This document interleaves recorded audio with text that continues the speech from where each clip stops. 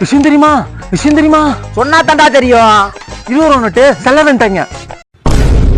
20 ரூபா நோட்டு செல்லாதுன்ட்டாங்களா? என்னடா சொல்ற?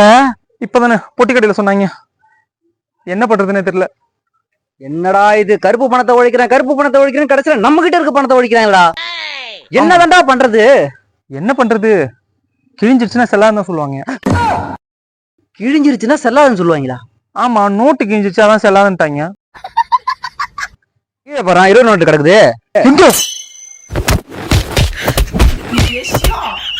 வெள்ளாட்டே உனக்கு வருது. இதுக்கப்புறம் ஏதாவது இந்த மாதிரி கொண்டு வந்த உரிச்சிரும். டேய், எங்க அந்த நோட்டு?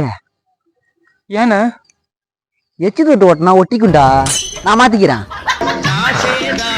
கடவுளப்பா, அந்த கடவுளுக்கும் இது தெரியுமப்பா.